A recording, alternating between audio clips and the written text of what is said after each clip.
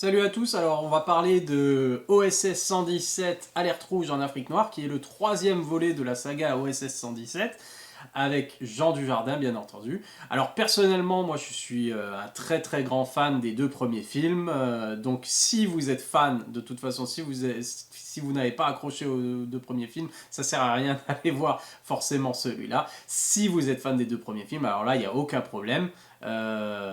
Ce film est pour vous aussi, et s'adresse principalement à vous d'ailleurs. On retrouve du coup forcément Hubert Bonisseur de la Batte, fidèle à lui-même, qui est la caricature du bon français chauvin, qui est en décalage total avec l'évolution de la société dans laquelle il évolue. Et donc, vraiment la caricature, on a le personnage qui a du mal, encore une fois, enfin, en général, hein, vous retrouvez exactement le même personnage, c'est-à-dire qui a du mal à s'adapter, qui se rend pas compte qu'il est à côté de la plaque, et d'ailleurs, ce genre de personnage est d'autant plus pertinent encore aujourd'hui, plus que jamais, justement par rapport à l'évolution de la société et ceux qui ont du mal à accepter, voilà, différentes choses, qu'on soit plus ouvert, plus progressiste sur certaines choses, etc., etc. Donc le personnage est d'autant plus d'actualité encore aujourd'hui. Et du coup, le film se fait, enfin, le réalisateur, scénariste, les acteurs se font un malin plaisir à nous rappeler que ce personnage-là est complètement à côté de ses pompes, à grands coups de préjugés, de clichés comme d'habitude, alors raciste, sexiste, homophobe. Voilà, il tape Hubert Bonisseur de la Batte est complètement odieux par rapport à toutes ces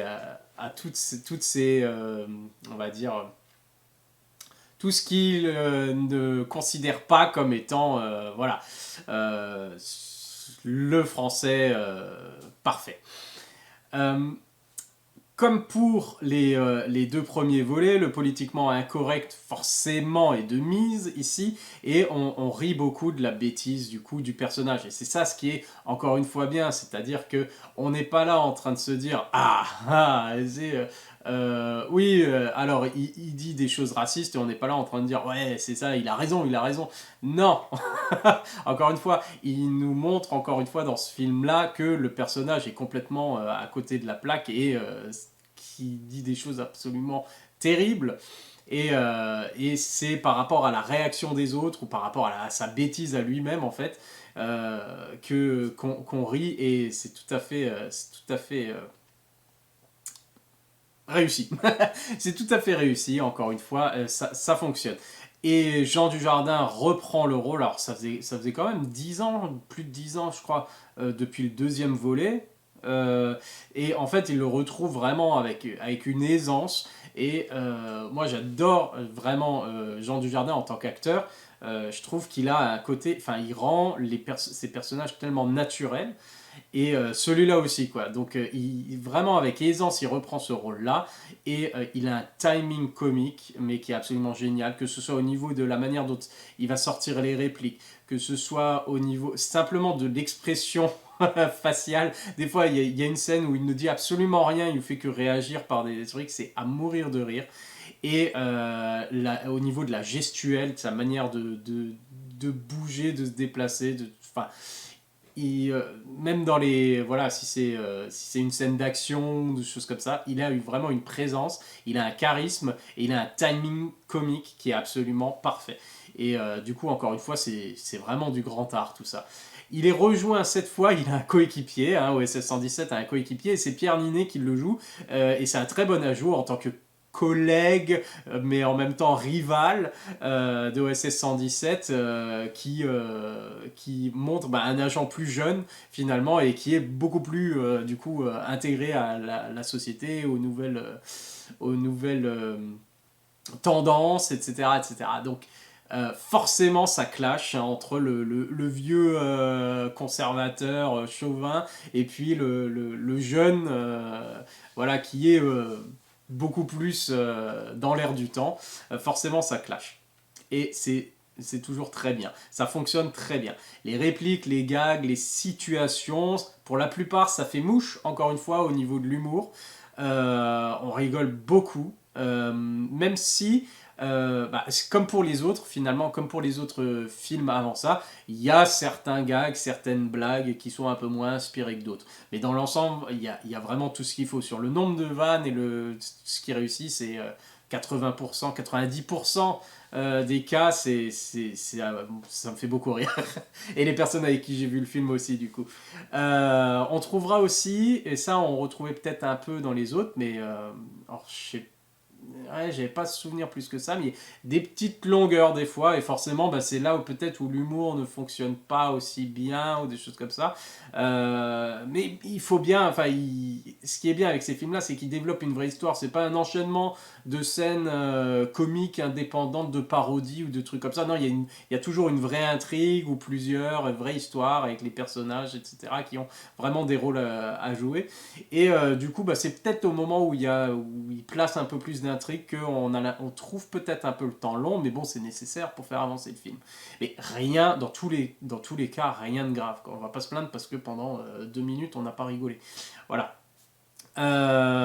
Donc il y a ça, mais pour l'ensemble, c'est vraiment une réussite. Il y a juste peut-être la fin qui est un peu, j'ai trouvé un peu étrange et expéditive parce qu'elle arrive un peu abruptement.